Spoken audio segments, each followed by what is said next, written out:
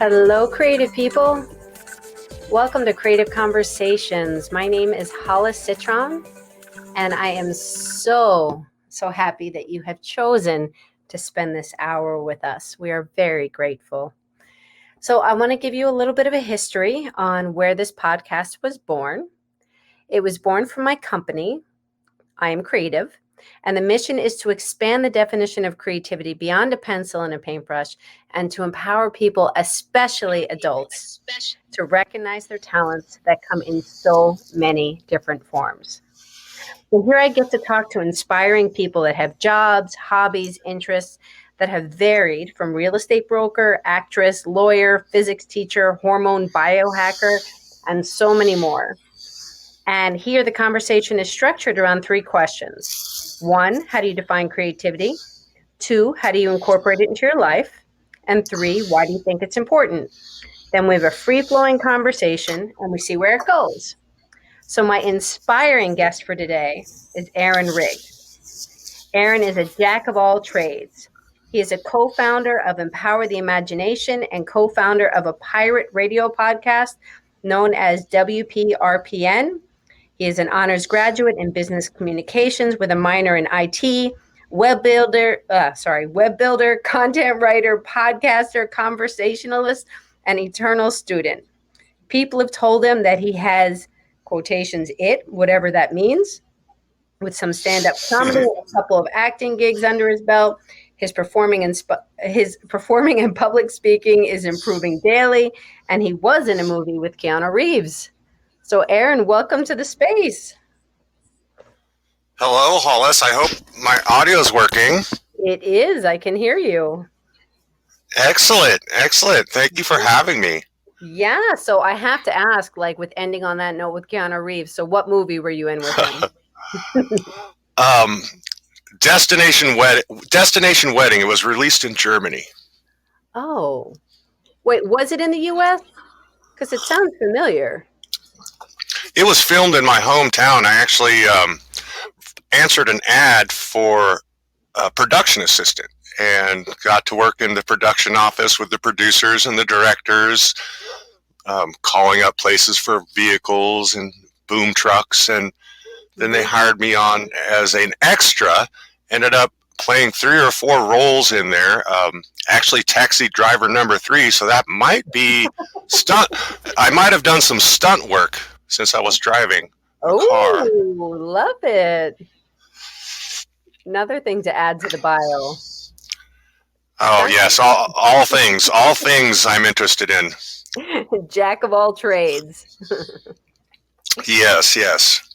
So we are going to start with a would you rather question before we dive into the 3 questions. So, Keano, so my question for you is, would you rather be friends with Superman or Spider-Man? Depends on which persona of each. I would probably want to be friends with Peter and Spider-Man. Maybe not so much Superman in the Superman persona, but definitely Clark Kent. Interesting perspective. Okay. I never understood that whole thing with Superman. I mean, everybody says it, but I mean, like, he has his glasses on, his glasses off. Like, what's the difference besides him wearing his underwear and a cape? Exactly. The masks that we all choose to wear. There we go. Okay, so this conversation is going to be a good one. So first question is, so Keano, how do you define creativity? I want to regress to the first question. The reason I wouldn't want to be friends with Superman is because he's a space alien. Peter Parker is human. Peter Parker definitely had like some, he had a story behind him. There was like real emotion attached to him. Yeah. I like that he's just a regular person with some web slinging gear. Did you actually, since we're talking about this, did you see, I'm sure you probably did, the newer animated one that was on Netflix? No? No, I'll have to catch it. Yeah, it's good. It's really good actually. Yeah, it's very quick moving. The story is good. Comic booky. Yeah, the visuals are really good and the storyline is good. So I I'll ignite. have to catch it. So okay. So back to the first question or whatever question. Second question is how do you define creativity? I try not to. That limits the creativity of it all. Creativity, in a way, is combining old things in new ways. In a way, it's finding new perspectives to look at the same old things and creating. I think a big part of the concept of creativity is creating things. So, in a way, the action of creating new things by whatever means necessary, bringing form from chaos. Ooh, bringing form from chaos. And you know what? I have to digress here and say you are making this call at 8 o'clock your time. So I so appreciate you being on at this time. Oh, not a problem. I'm kind of one of those early birds. I'm up at 5 making coffee, taking care of the priorities. This morning it was the dogs I'm babysitting, making sure they're Uh-huh. fed and let out. And usually by noon, I'm looking towards a nap. Okay. Uh, get your little breather in there and then continue your day. Are you the kind that can take 20-minute naps and then be energized? I have worked on sleep and dream state. For whatever reason, I can shut my eyes for a minute and wake up refreshed. Really? Yes. A minute? Yes, I did a little bit of studying on sleep cycles, rest cycles, and napping. And yeah, I mean, it kind of is a meditative thing where you just, nothing happens. You got a moment of silence. Yeah. And that somehow resets the brain chemistry, the brain neuroactivity to a relaxed state. And just going into it with the idea of, yeah, I'm going to take a 1 minute, 5 minute rest period, not necessarily sleeping. And it's miraculous. Mm-hmm. So it's a meditation, like a meditation? It's like a meditation. I use different terms depending on what kind of audience I'm speaking to. I always want to use the terms that they're familiar with. Yeah, yeah, yeah. It's Okay. not like a REM level sleep, but I believe it does activate some of that um, neuroconnection relating to the REM and subconscious mind, which meditation also has some of those aspects of connecting to the subconscious. Mm-hmm. So there we go. So when you're feeling like you need to get refreshed, all you need is a minute. Yes. You can rewire. Love it. It takes a little bit of practice, to silence the mind. Definitely.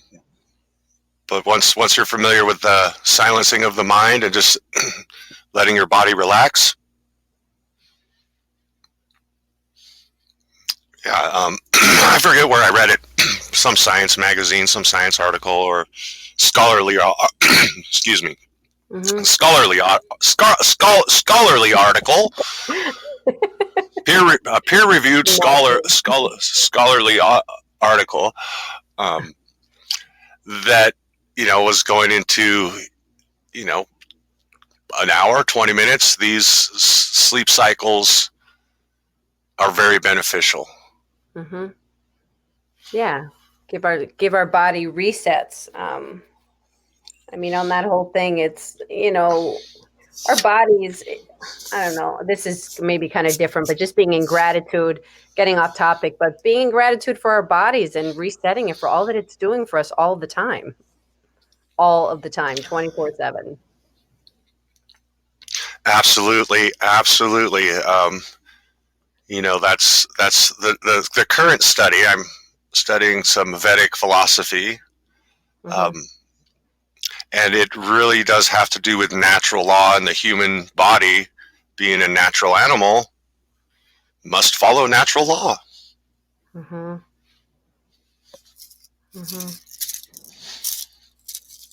Well, getting back to what you said about creativity, honestly, nobody in all of the 50 interviews that I've done so far, or something to that effect, nobody has said that they try not to define creativity. So that is because I totally get what you're saying, is that it's putting it within a box in a sense, and that the action of creating is where the creativity comes from. If you try and define it, then it's limiting it.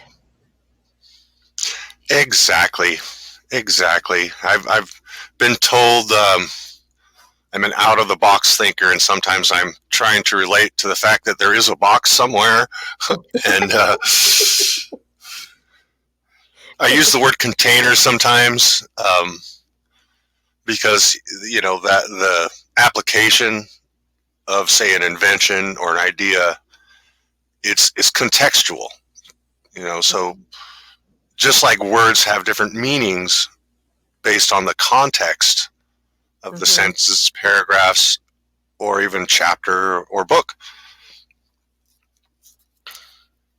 Well, wouldn't you think that it's kind of like an abstract thinking?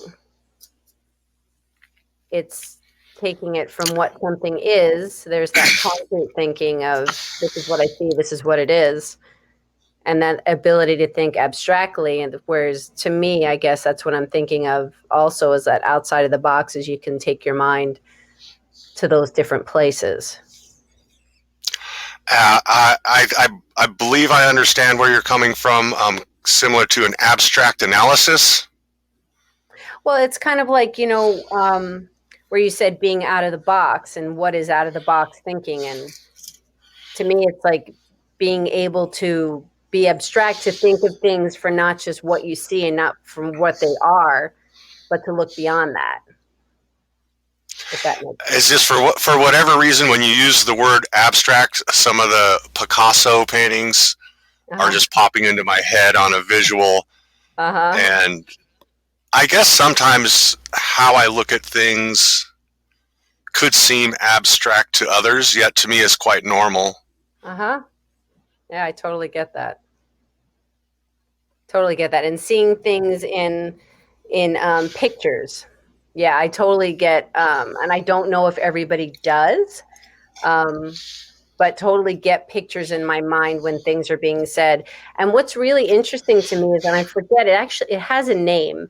A friend of mine told me that she has something where we never, because it came up because my daughter was reading a book, and this character, that when they read words, certain letters are associated with colors. Okay, that makes complete sense to me, actually. Um, It has a name of what it is, that when you read it, like A is red and B is blue, and my friend was like, "Oh yeah, I have that." And she remembers things because she relates it to color. I have taught people how to do math with shapes and colors. So See, I totally get it. I mean, when I'm doing math, yeah. I don't see numbers. I see shapes and colors. And then I Mm, convert the shapes and colors back to their number relations for my answers. And I've shown a few people that technique. In fact, the really? mere statement of it um, can sometimes spark that intuitive nature of the human mind to basically get the download, I guess is the term they use these days, to Hmm. understand how a shape and a color, when you're reducing a formula, is just a lot simpler Hmm. than trying to extract the number values. And so I totally relate to that. And I think part of harmonic resonance information and the wisdom behind harmonic resonance also has to do with the symbology, the colors, the meanings. Um, I study a little bit of music too. And so one of my experiments, my thought experiments, was looking for the sounds of colors, the feeling, the tactile sensation of a sound, and relating the different senses is to the same thing. The color red has a sound, has a shape, has a letter maybe, and not really allowing any pre-constructed ideologies to influence my play, my exploration, my creative energy, from allowing my mind to find these different abstract connections. So then in doing that, does it change?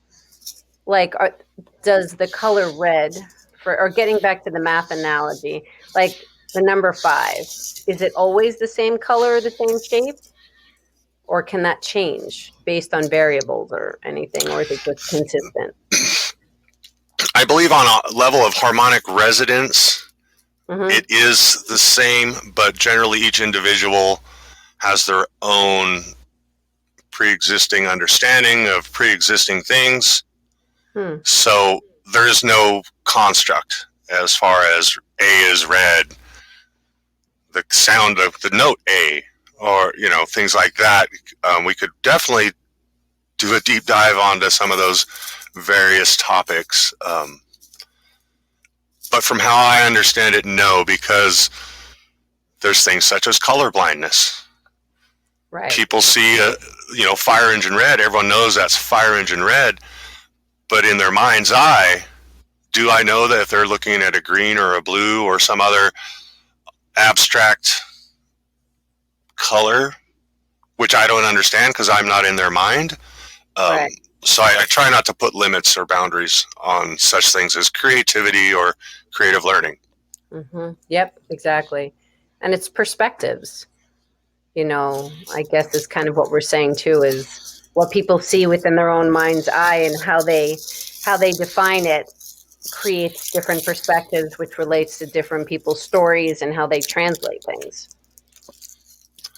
Absolutely. Context, verbiage, the art of language to me is very interesting. In the different speech patterns, emphasis on beginning or ending, rising or lowering the tone at the end, provides a lot more context and connotations than written words, although there are languages that provide the enunciation and or punctuation for that speech. If that makes sense to you. And I did have a one quick question for you. Yeah. Because the first 2 sentences or 3 sentences of my intro were for the description, and I'd like to try and speak those out verbally at this moment. If you could, yes, that would be great. It is much easier written than said. Okay, so within an I'm going to try this. This is great for my public speaking and performing. So here's the sentences, and then you can tell me why you removed it. Within an enigmatic simplicity, a paradox is resolved. Nothing more than a self-expression of a perspective, a manifesting consciousness among others like us. The reason why I didn't put it was, one, there was a restriction on words to use for when I post within Podbean. So what I chose to put was something that people could grab easier. Yes. I'm glad that you brought it up, because I wanted it to be heard. Because honestly, when I read it, I was kind of like, what does that mean? Exactly. Like, it was very, very and well, it's very simple. Within an enigmatic simplicity, a paradox is resolved. Nothing more than a self-expression of a perspective, a manifesting consciousness among others like us. And I'm so glad you had an opportunity to say it twice with different undertones and overtones, because I know when we initially spoke, I had mentioned something about language and the art of language, the performance kind of end of expressing emotions through verbalizations. And so I'm actually glad you didn't put it in there and gave me the opportunity to read it aloud and practice my public speaking.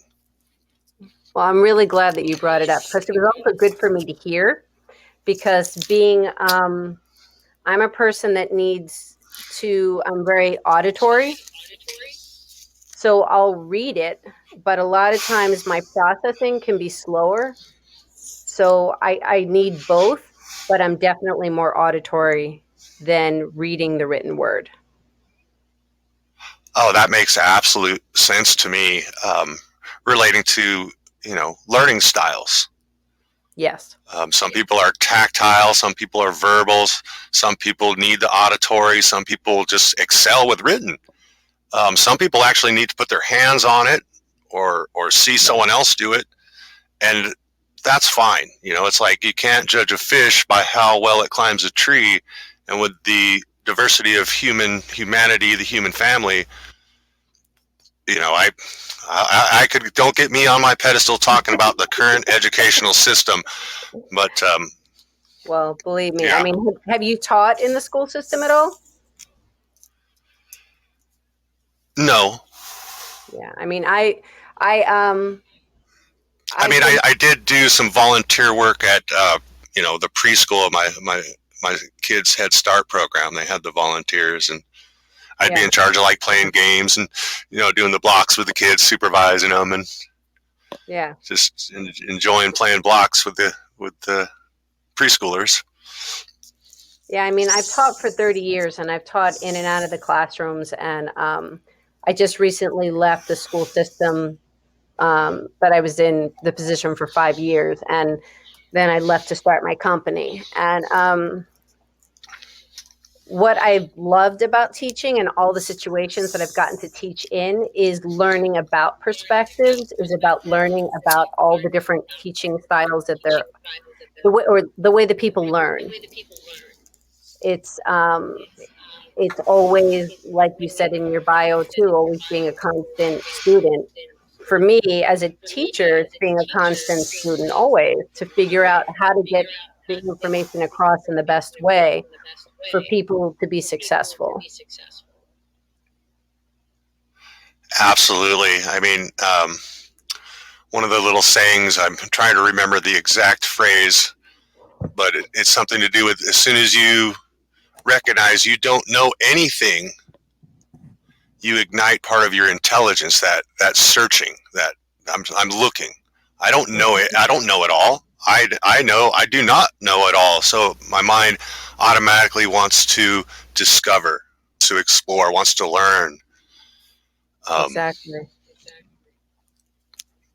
Yeah, and I think that really is. I mean, I found it to be so important to be able to be, in a position where, you just happen to be in front of the classroom, and it's teaching art and introducing topics and doing whatever, and admitting to the kids that you didn't know certain things, and to adults as well.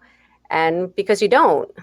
So it's a matter of learning it together, and okay, let's take this opportunity to stop and look it up together, or let's figure it out. And it's just, there's a lot of respect that's gained, because then it just becomes, it's a process. Oh, absolutely. And, kind of part of my exploration has to do with the modern term autism. Mm-hmm. Because it is an auditory enhancement in a way.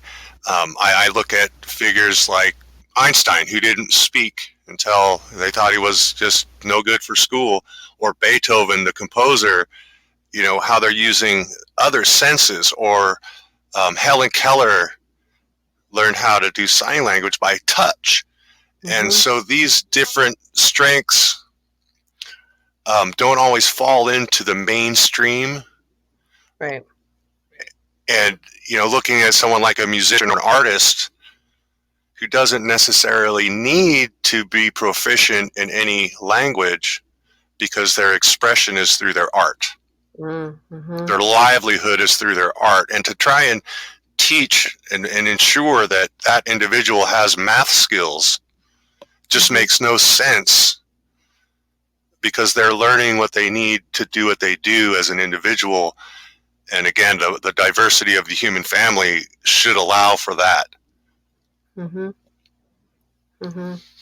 Yeah, I love that. The expression, and I would say that their expression is through their art, not just like, like I say, not just being a pencil and a paintbrush. It's their art of whatever it is that they're expressing, whether it's through business, whether it's through accounting, whether it's through cooking and writing, or whatever it is, whatever the expression is, that's their mode of getting out their talent, of getting their voice out. Absolutely. Absolutely. I think it's such a waste of talent to, kind of force a child to lose that creative spark because they're required to learn math at a certain age or spelling at a certain age. I'm almost 50 years old, and I guess they said I have a form of dyslexia, and I have the hardest time spelling words. I mean, and then I type at like 70 words a minute. So I'm so happy for spell check. Right. And that's exactly, yeah. Well, it's interesting because, I mean, again, I've worked with so many different kinds of abilities, but just going back to family, it's like my son had a diagnosis, like a label of Asperger's. And it's really more of a cognitive learning disability. I don't know if it's Asperger's, but I don't believe that. But these labels, you don't believe what? I don't believe it's a cognitive learning disability.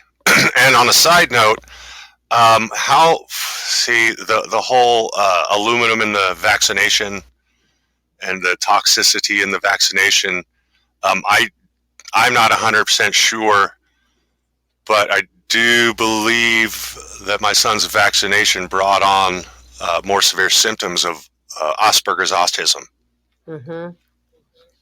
But he's brilliant. He can make movies, and he is an audio video tech by trade. He has 5 degrees, and he works as in the parking building. So he gets to just hang out and read his books all day at his job. Yeah, everybody just has different strengths, and it's like we were saying earlier, how whether you're tactile or visual or auditory. And I would agree that since we're on this whole education thing, that there are different times that doesn't have to be so you have to learn this at this age and that age. It's kind of like, I don't know if you would call it Montessori or something where they learn it when they're ready to learn it. Yeah, I've heard. I'm not super familiar with Montessori schools, but I know some people that have gone there. I guess I'm kind of lucky. I kind of floated through school, able to pick up the knowledge that they wanted me to remember without much effort. It didn't take me 3 hours to read a book. I'd sit down and read it cover to cover, and half the time as everyone else, if not less. Well, this is actually a good lead into the second question, which is, how do you incorporate creativity into your own life?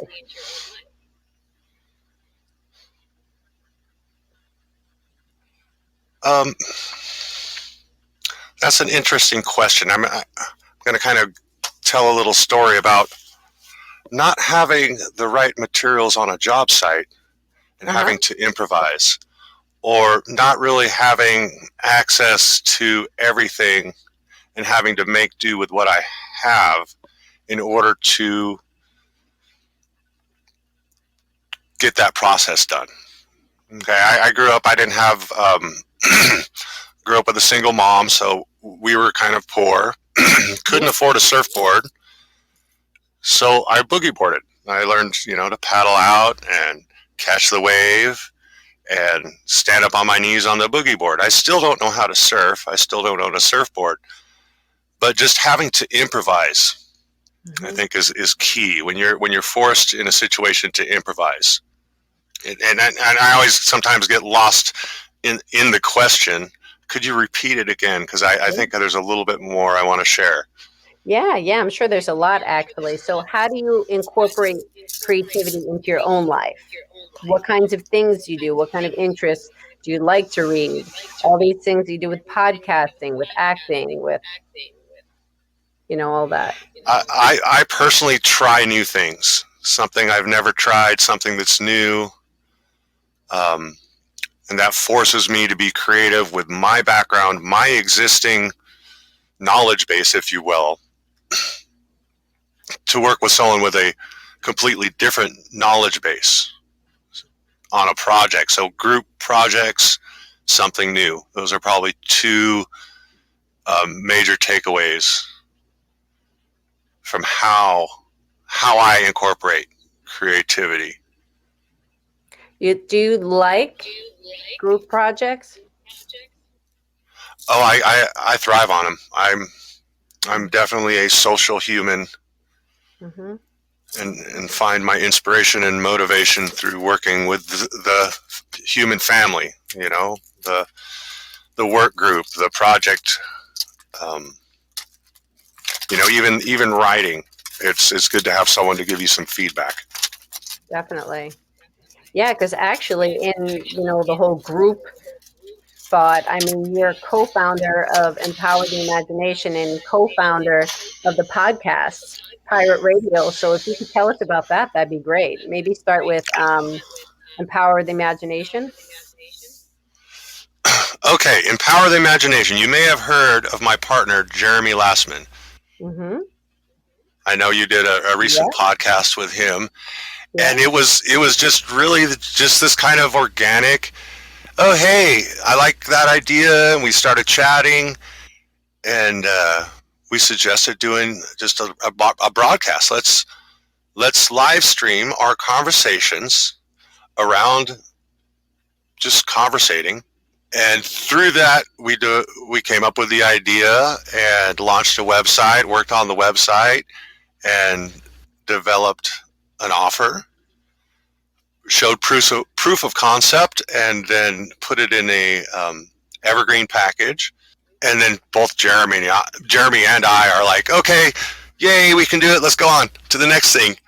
So it's kind of been on the back burner for a little bit. I have been kind of looking and actively recruiting a full share marketing partner. Okay. To just kind of provide some inspiration for me to continue, and motivation for me to continue to build out offers and to refine the current evergreen offer, as well as relaunch the live offer, which was an interactive offer. Jeremy has some other projects that are taking priority, so it's there. It's a great tool. It's evergreen, so the information is very powerful. What is evergreen? Digitized. You can just click the button and download it. I don't have to do anything. I don't have to show up. I don't have to go to meetings. I don't have to interact on text chat. It's just, there it is, download the content, and it's evergreen, an evergreen product. Did you and Jeremy know each other prior to this, or did you just meet, however you met? We had interacted online, and no, we met through, we got to know each other more through the project, and became friends, through the project. And so, no, I didn't know him before. I think what attracted me to inquire was his mania comics, and the superpowers of humans, especially on those categories, ADD, OCD, autism, and all this, and how to convert those disabilities, quote unquote, into superhuman powers. Mhm. That's why Spider-Man, Spider-Man's just a regular guy, went through some stuff. Mhm. Superman comes from another planet. I guess if I got to know Clark Kent a little bit better, I could maybe relate to Superman a bit. So then tell us about the Pirate Radio podcast and where that kind of was born from another group project. Oh, again, that was completely organic. It was on an old platform called Blab, kind of Okay. a live interactive. There was live streaming rooms. They didn't have recording. No, they did have recording. Um, and a gentleman named Jaffe Ryder was doing a project called Secret Santa. Mm-hmm. He was doing a telethon, if you will, on his Blab channel. Uh-huh. So I just started conversating with him and found out that he had done radio broadcasting and wanted to get back into broadcasting, but wasn't quite comfortable on with technology and digital platforms. And so we just got to talking. Pirate Radio Podcast was thrown around, so I registered some domains. I spun up a website for him, and we started doing a regular podcast. It's an alternative news podcast. Okay. So he's taking international news, maybe some more obscure editorials, has some very interesting guests on there. And I got him hooked up with another webmaster, and it's been going for 5 years now. So I show Wow. up every now and then as a guest on there. I guess I got a lot of credo as AWOL Aaron, since it's pirate theme. And I kind of left suddenly. I kind of gave him some warning and made sure he had a backup webmaster. And yeah, it's fun. It's alternative news. He still does the Secret Santa promotion to help those in need. How can people find it? WPRPN.com. WPRPN on Facebook. I believe he's got a DLive channel and a couple other platforms they restream to. YouTube, WPRPN. Cool. So you've done like so many different things. So you're like a part of a lot of different things. And then tell us about this whole stand-up comedy thing. Why? I did it to impress a girl. So it was a one-off? Oh, I'm funny, and I've always admired some of the comedy, and I had ADHD, ADD, speech impairment, so public speaking has been a big part since I was a child of one of those refining,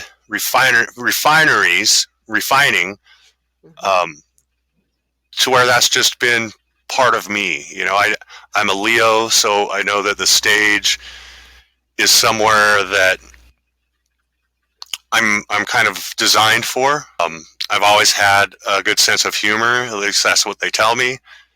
And so, yeah, I started doing some open mics. I was introduced as a headliner at the Ha Ha Club in North Hollywood, California. I was a special guest on Peanuts Comedy Slam Jam, which is a recorded comedy. It's got CDs and everything. And then part of a promotion to help the homeless called Laugh at My Calibration. And believe me, you can definitely laugh at my calibration. What is it like? I mean, to me, getting up on stage as a comedian is like really vulnerable. I mean, you're putting yourself in a space. You're putting yourself in a space where people are looking at you to actually laugh, to get a real belly laugh, to get some kind of a reaction.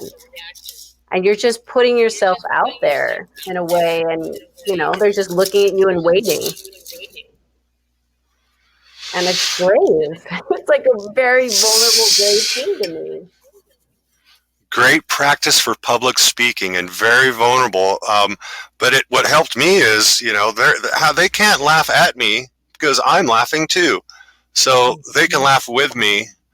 And besides, I do this whole life thing just to entertain myself in a way, I guess.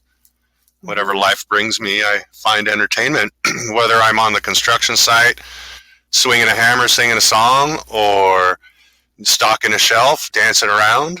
To bring that child energy, that neuroplasticity into play, and engage the emotional aspect of fun, enjoyment, and play to live a joyful life. Yeah.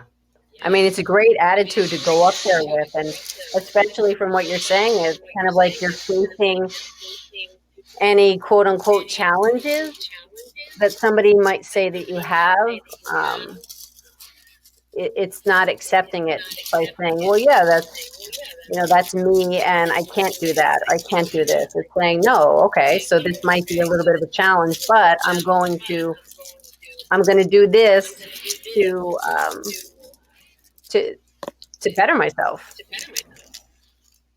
Absolutely. And I've been 6'4" tall since I was a sophomore in high school. Wow. So I've always I walk into a room Right. and people see me. I can't help it. Can't help it. I can't help it unless I kind of crunch down and do my ninja spy routine.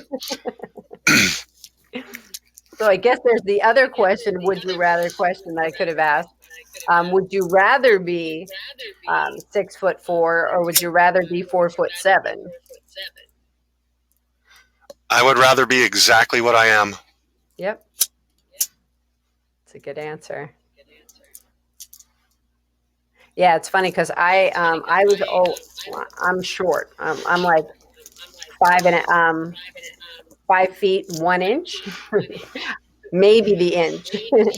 Actually, at the DMV, I just like 1 year wrote 5 foot 1 inch, and then the next time I had to reapply, I put 5 feet, and he said, "Did you shrink?" I'm like, I don't even remember what I put, but yeah, I've just always been tiny, and with being tiny, it's kind of like, or being shorter, it's always a thing of like, oh, so cute, and like patting you on the head kind of thing. Oh, goodness. And especially when I was younger, and yeah, it's just interesting the perceptions of height. Then there's the whole Napoleon Absolutely. Absolutely. I know that being of such stature in my human form has definitely molded a lot of aspects of my personality and perspective. Well, before we move on to the third question, are you going to do any more acting? Are you interested in more acting? Currently, I am focusing on public speaking, which acting is part of. Part of the Conscious Leadership Network, the CLN. The founder has started a Roku channel, so I'm not exactly sure about what types of productions there will be, but I'm definitely throwing my hat in the ring to be considered for any acting parts within that. And during the COVID, I just don't see myself traveling down to Hollywood and dealing with all that to do any of the interviews, is what I like to call the auditions, any acting interviews. But I definitely have some friends that want to go out and do some open mics and develop some more comedy, and want to get into the writing side of production, as well as continue my public speaking. Wonderful. So third question is, that kind of wraps it up, which is stuff we've touched on, but why do you think creativity is important?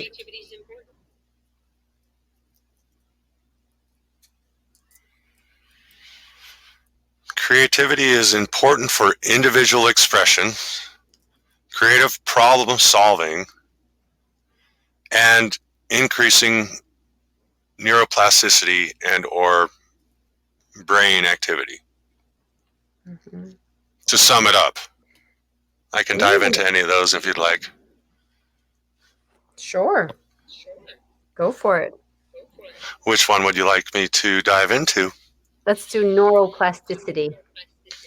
Ooh, I love neuroplasticity. It's a fun word to say. Neuroplasticity. Neuroplasticity. Yes, yes. I basically look at that like you're the programmer and operator of your computer, your human computer, your human technology. You can program it any way you like.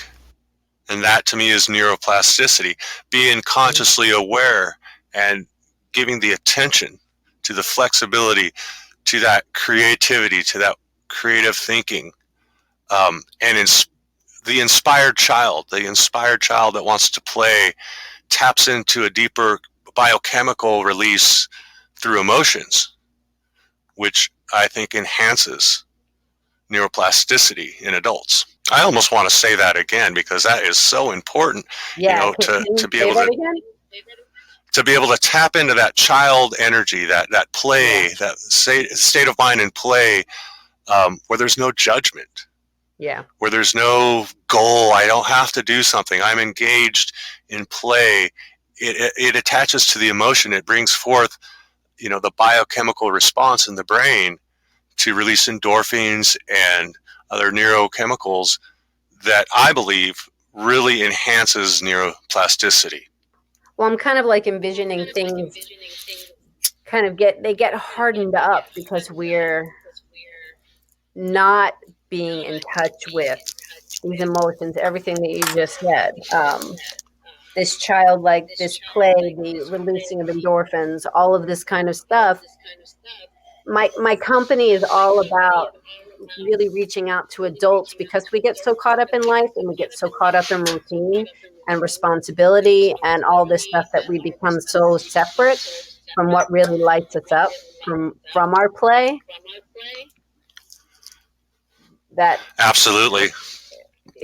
Everything gets tight.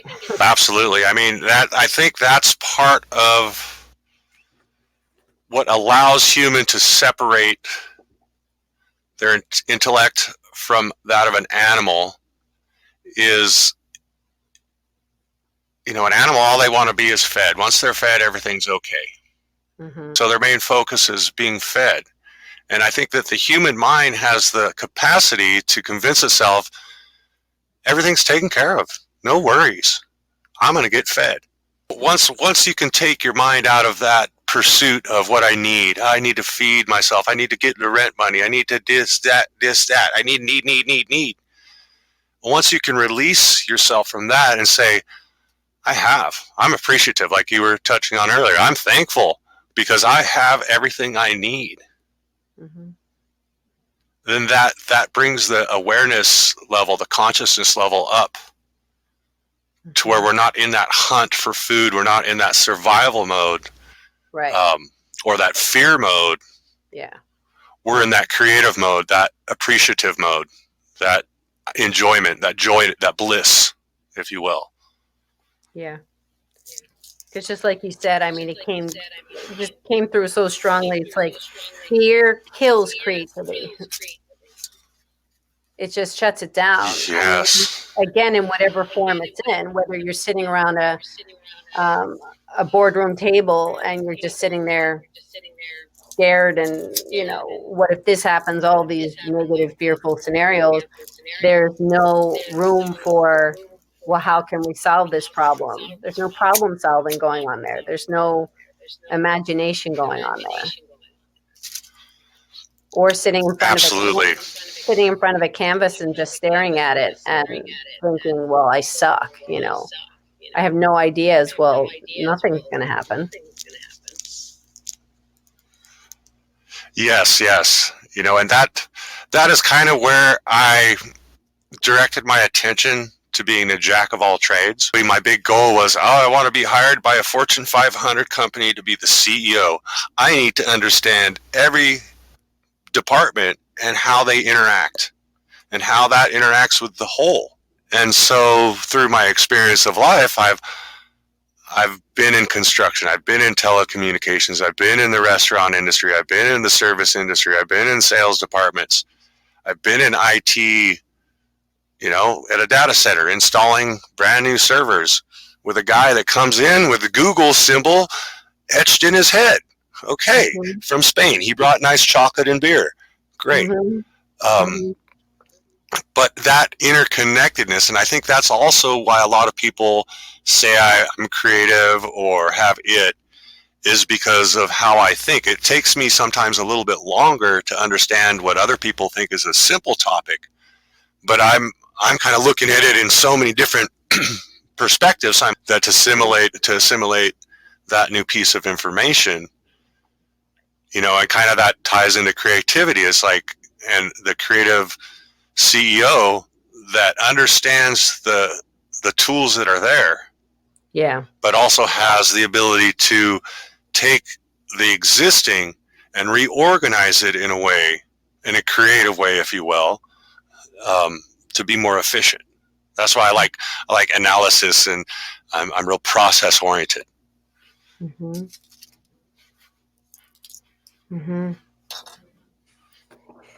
So creative understanding. My brain is just kind of like, I just had like it's a paradox. So you're talking full structure, dogmatic structure. This is how things are. Yeah. And then you're taking the other side of it, of how things could be, how things might be. Exactly. Anything is possible. Let's reorganize. Let's turn it upside down. Let's turn it inside out and backwards all at the same time, and go through these different iterations. And so that paradox, those polarities, come together. And that's why I like that little. That's why I made that little line within a paradox. The enigmatic simplicity. Well, there is. I mean, that's when it's like, in whatever you're doing, I think it's constant problem solving in a sense. You have a task. Solution finding. No problems. No worries. Solution. Yeah. Better solution. Like my friend always says, I want it perfecter. I love perfecter. That. Perfecter. I want it perfecter.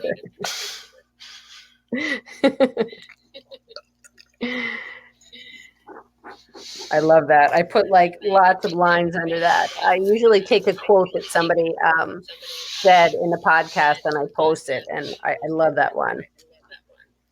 And if your system does transcribing, I think there's an app for that. You just play the recording through the transcription.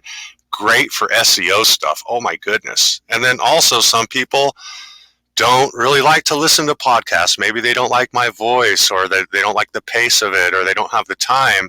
Yeah. But they can sit down and read the transcript. So I don't know if any of your listeners do podcasting and or online web business, but it is a great way to capture those amazing gold nuggets, and refine that for use it for SEO, search engine optimization, just as content development. Yeah, that's great. See, for me, I'm newer to this.